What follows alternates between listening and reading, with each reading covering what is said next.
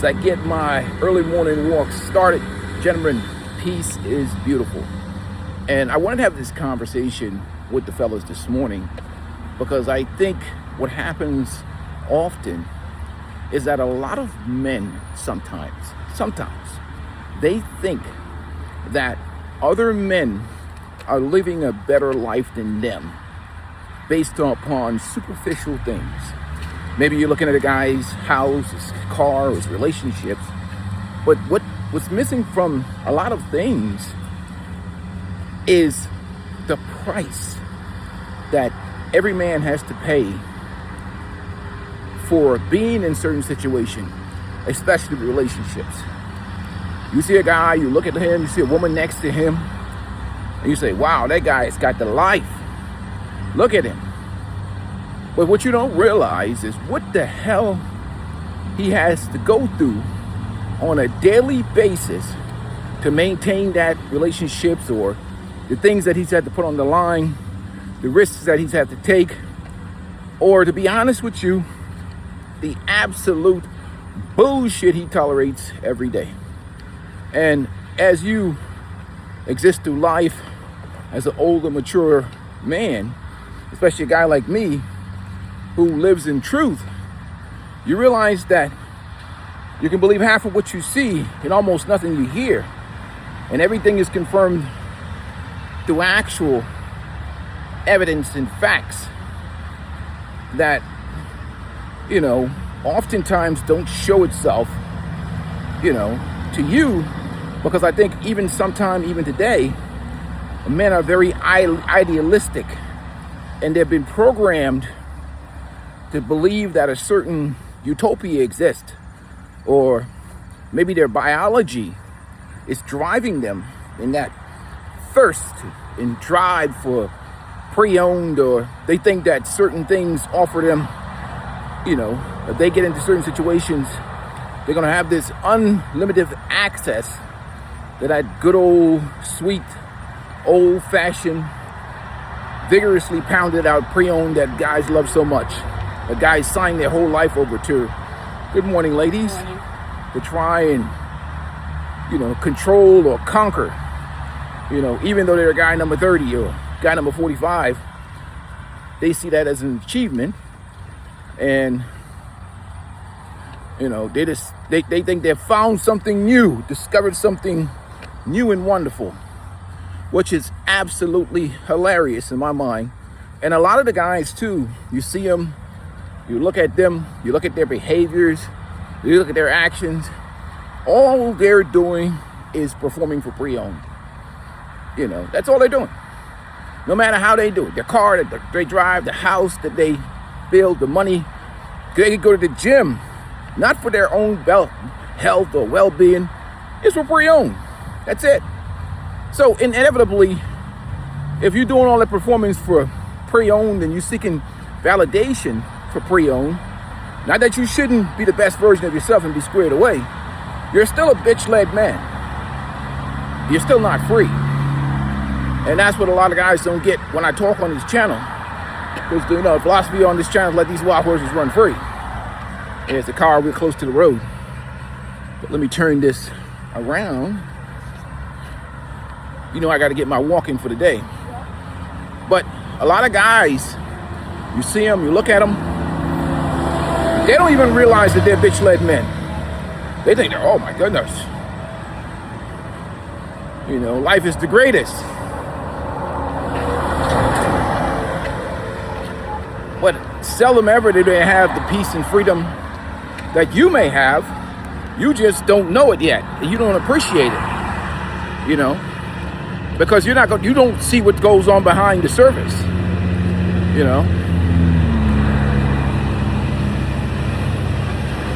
Really catch cars.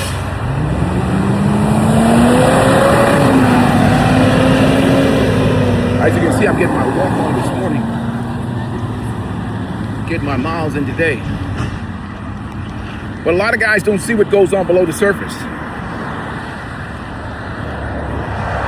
And some guys think they're missing something. But that's usually their biological drive. And they don't realize that that man himself is probably living in what I call the emasculation zone. And this is not all the men. There's some men in some good situations.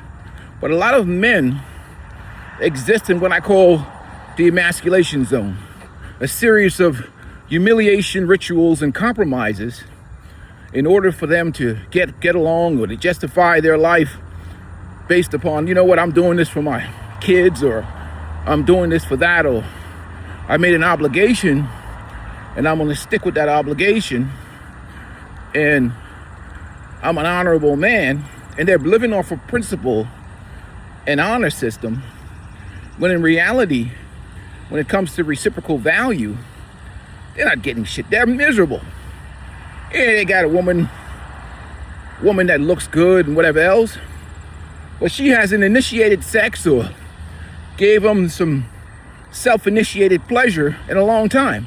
In fact, the delivery of pleasure to him is so disrespectful, and because he has a little bit of self-esteem left and ego, he won't even touch her. This dude is literally completely just walking around as a droid, as a performative zombie, getting through his every day. Hey, good morning. How you doing, brother? And you see the happy pictures online. You see him walking around. You see him with his woman walking around with his kids sometimes. And salute to all the like successfully married people out here. Again, this channel is not anti-relationship. I'm just pro-peace, anti-torture. You know, but a guy who's single, or a guy who maybe he's just got divorced, or a guy who would love his biology is telling him that he needs to be in a situation with, or his programming, the social programming of the society is telling him he needs to be in a situation with a woman, when he doesn't realize, especially today, that a lot of the women out here, and salute to the women, got nothing against you, they have nothing to offer a man other than some used up box, and everything else is a take of your freedom, autonomy, your resources, your mental health, your peace, your space. I mean, it's just a constant downhill battle, and you're gonna have a incredible bad case of post-nut clarity. I mean, brutal. I mean, there's some brothers that sit around in the bed after a disrespectfully or unmotivated delivery of sex, and they look down at their meat and they say to themselves, how the hell could you betray us like this? You know, our brain told him no, and he wanted her so bad, he signed off his whole life. And that dude literally is miserable. But you're looking at him and say, oh, look at him. He's got that fine woman on his arm. Yeah. But that dude is living in hell. His bills have double, quadruple. He's working 16s when he used to work 8. He's listening to bullshit. He's changing his ways, his behaviors, the way he moves, just to keep the peace at the house. He's doing all that bullshit, right? Just so he can exist. Just so he can, say, just because he can have a woman. And he misses his life. He misses the life. He misses his days when he used to be free and come home to his house, and his house was peaceful, and his house actually belongs to him. His apartment, or I don't care if it's a 1-bedroom studio. He had the pictures on the wall that he wanted. His bed was a certain way. His clothes was a certain way. And he didn't have to deal with the emotional roller coaster of another individual that basically runs off of feelings, that sits around every day, and the only thing they think about is self. What can the world give me? What can I take? What man can I use as a utility and exploit? What man needs to serve my feelings and make me validate my feelings or make me feel good? All day long, it's a creature that thinks about themselves. And salute to those who are not like that. Again, morning. I don't speak in absolutes. But when looking at the culture from life experience and looking at what I see around me, I can tell you one thing is a fact. I see a lot of borderline personality disorder, and I see a lot of narcissism. Borderline personality disorders and narcissism is what I see. And even worst of all, good morning, they don't even hide the prostitution no more. You're talking about prostitution in front of your face. They're literally telling you the price of this pre-owned is for the guy they meet later on, usually after 30. They're literally telling you, good morning, ladies, how y'all doing? The price for you, even though they've enjoyed themselves, the price for you, who they look at as a goofy. So they've already told all their friends, this guy has a nice job, a nice benefit plan. He's got good money in his 401k, 403. Ain't nothing like that. Borderline bum I used to bang when I was 21 will be in and out of jail and, running through women. And, he probably, if he didn't put a kid up in her, he's certainly pounded her visually. And she's like, he's nothing like, old Mook Mook from back in the day, or whatever the white version of that is. This guy is safe. He's got resources. He's got benefits. He's got things that I can use. And that guy is like, he's like, wow, great. Man, at 21, she wouldn't be into me, but now she's into me. And that guy think he's won the lottery. But he gets in there thinking that he's going to have this access, and every night there's going to be a smooth delivery of pre-owned to him, and he's going to have smiles. But then, they say it's the law of diminishing returns. Once that resources has been secured, then all of a sudden the bullshit comes, the mediocrity. And then the guy is working 10 times harder, and then he becomes a real incel. See, a real incel is usually the guy in a relationship, or it may be a single guy that has some type of developmental disability. But there's a lot of married incels. That's why OnlyFans, they did that survey with the Psychology Today, where 89% of the men that were OnlyFans were married men. Because he can't, good morning, how you doing? He's afraid that if he got caught cheating, he got to risk his house, got his kids, he's got his investments, his account. Trust me, I used to be a married guy. I know how expensive it is if you out here trying to find some happiness. That was never my situation in terms of me, but if that guy goes and tries to find some happiness and he gets out there, there's a price that he has to pay. That's what an incel is. That's a real incel, because he's involuntarily leveraged by the state and the government to take all of his assets. If he go out there, even though he's getting disrespectful access, see, access is one thing. Access delivered with desire and passion and intimacy and affection and sheer motivation is a totally different thing. There's a total different feelings in those orgasms, or whatever else. There's a man that's enjoying himself and having pleasure, and there's a guy who's basically like, why did I even do this with this woman? I feel awful after the act is completed. And then he looks down, he hates his meat. He looks around his life, and he sees all the things that he's worked his ass off. He worked his ass off to build. I built this, I built that for that woman. I built this, I built that. And he doesn't understand that women don't process things the way how men do. They don't care about the sacrifice you have to make. She's going to say to herself, well, that's what he had to do. That's what you're supposed to do, dude. You're a man. Don't expect no pat on the back for working them 16s or whatever else, or investing in building a life, because the investment is gone. That's yesterday's news. Whatever you did or whatever you sacrificed, that's yesterday's news. What have you done for me lately, buddy? And that's the thing right there. Let me turn this camera to the side while I pass people. And, it's what have you done for me lately? And this is not an absolute in all situations. Good morning. Good morning. But a lot of single men look at men in relationships and don't realize that they're doing hard time.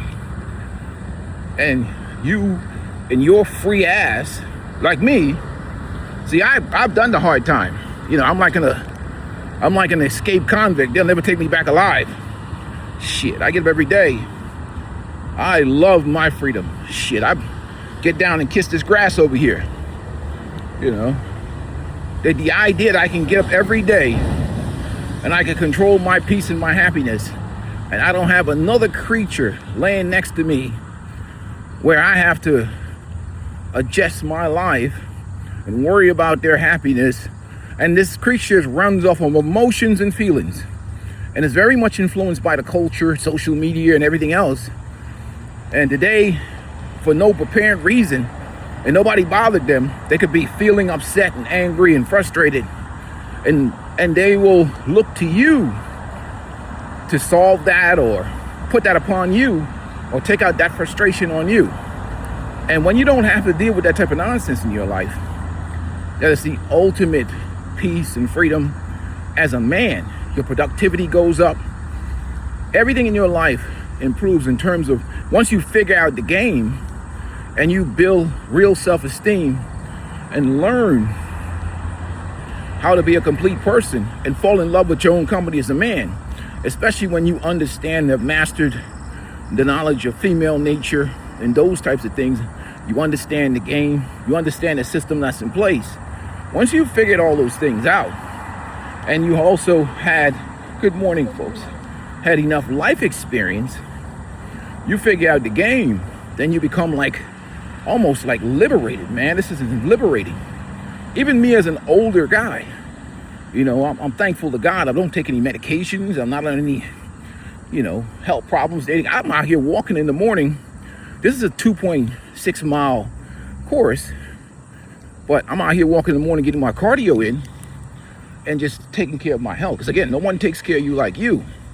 But once you figure out the game, and it's like a process that men go through. Once you figure out the loop, it's like, oh, hell no, I ain't getting in that loop. I ain't, There's no point in getting it, especially after you've done it already. Maybe the young guys who want to create some type of legacy were willing to take the risk. But once you have this freedom, you think that life is going to get better than this. Good morning, good morning. And many times I tell my sons, this is the best your life is going to be, buddy. Suck it up and enjoy it. What you're going to do, maybe for now until a time period, is you're going to feel tremendous amount of freedom and peace, and but the fulfillment that you seek from the opposite gender is just an illusion, man. You better have purpose. You better have hobbies and passions. But what you seek and your visions, or what you think it is that you're going to get, you're not going to get that. So the greatest challenge for men is to erase the social programming and not allow our hormones. It's really our hormones that set us up for failure. When we are driving that again, my mentality is loneliness is just horniness upside down. That's all it is. If you put somebody on a conveyor belt of pre-owned whenever they wanted it, see how many men will get into relationships. You'll be like, yo, you want to get into Now, hell no. I'm staying out here on the Serengeti with a peaceful life. And that becomes the challenge. But there's a lot of compromises that men make. Again, there are no solutions, there's only trade-offs. And I think that is the problem that a lot of men don't understand. The guy that you're looking at, good morning, brother. Good morning. Good morning.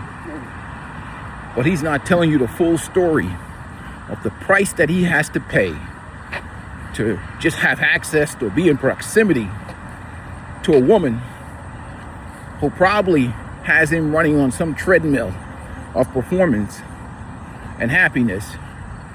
And the thing that he thought he signed up for, or he thought that he would get, you could forget it.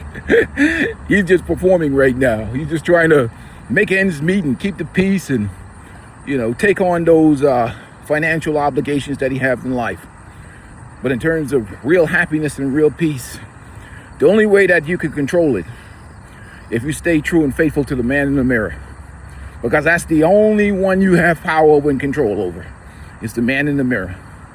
If you're looking for external sources in this modern world to bring you the happiness and peace you want. Hey, good morning, bro. Good morning. Good morning. You can forget it. The things that you can control are you. I can get out here and control my health and well-being with exercise and,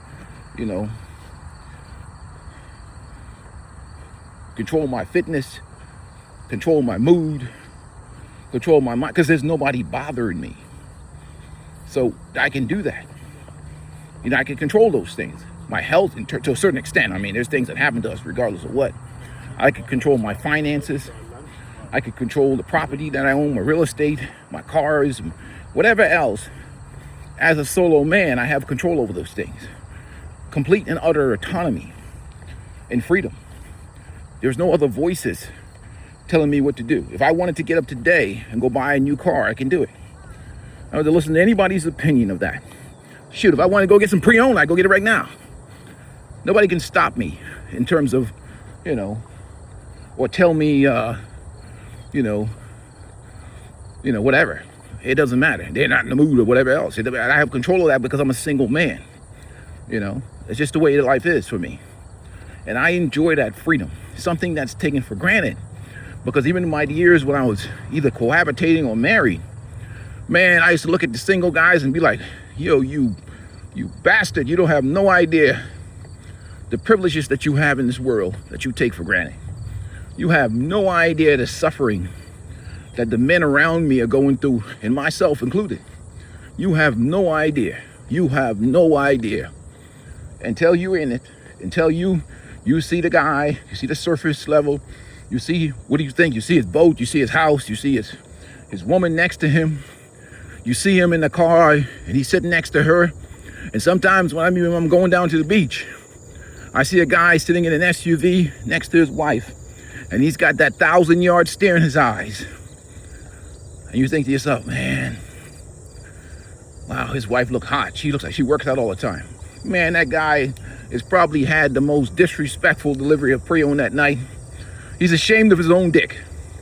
He's like, how could you allow us to mate with this woman? She's horrible, psychologically abusive and disrespectful. And he feel like his own dick betrayed him. That's the type of shit dudes be going through. They be like mad at the fact that they think that their dick betrayed them. And they want to if they could, they would backhand slap them, but that's only going to cause self-inflicted pain. That's how dudes be feeling for real. They be mad at their own nature, their own phallus. They look at it and be like, you are a bastard. That's what dudes feel. It's the truth. They won't say it, but that's how a lot of married dudes feel. That's what a lot of dudes in relationships feel. That's how a lot of dudes feel in general. Many instances, to be honest with you, especially that dude who's got a bad case of post-nut clarity. Oh my goodness, nothing worse than that, man.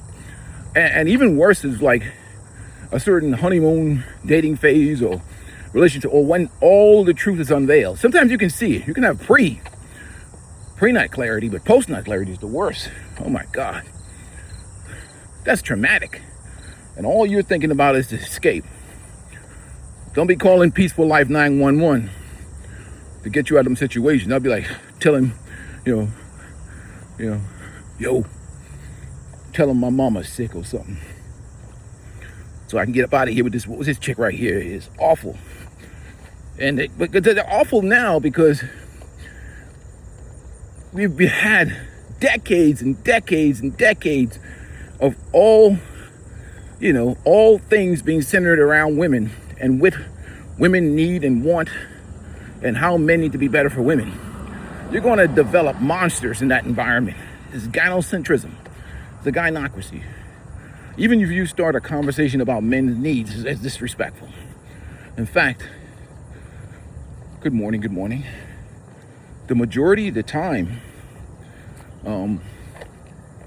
if you even talk about male psychology or what men need or whatever else, shoot, you'd be called immediately a misogynist or some type of whatever. So even the majority of the dating relationship conversation is centered around women and what women need, how to get women, how to get access to pre-owned box. Rarely, even all these dating and relationship gurus, none of them ever talk about how a man's supposed to be treated, or you being in a position of power and strength where you're doing all the choosing. They really don't want to get into deep on that conversation. They assume that you must be this superhero, or you must, how they say it, become some incredibly successful multi-millionaire just to access some old, worn out, heavily, vigorously, viciously pounded out pre-owned box that the guy who used to pound her back in, 10 years ago or 5 years ago, that dude is broke as hell and he's in and out of jail. But you got to be a superhero to get that. Man, that's why I laugh at these guys in certain spaces, the manosphere and red pill, all that shit. I love them, but they make some good content. Don't get me wrong. Some of that stuff is good. But a lot of that stuff is performative. And they still don't see themselves in the mirror. You're still a bitch-led dude. You're performing for pre-owned. Not that you shouldn't be squared away and on your purpose, but you're still in that situation where you're performative. And at the end of that rainbow, what you seek is validation from a society and access to pre-owned. That's what they seek. That's all they seek. Good morning. How you doing? But anyhow, with that being said, let me pick up my pace. I gotta knock this walk out. Gentlemen, make sure you like and subscribe. But this is just my early morning walk and talk. Peace is beautiful, gentlemen. Protect your peace. Because once you lose it, man, it's a struggle and a fight to get that peace and autonomy back. No point in giving up your life for something that's probably worth about a crisp 50. And I'm just being, facetious with that. Maybe worth a little bit more for some. But that's what I see the value of old, worn out pre-owned is, about a crisp 50 in my mind. And what the hell are you willing to do to give up your life for something that's worth about a crisp 50? Dudes, we got to make better decisions in life. Salute to the ones who are. Salute to the guys who enjoy their peace and their freedom and walk around here with some self-esteem and pride in yourself as men. With peace and blessings to you guys, I'm out. Talk to you guys later.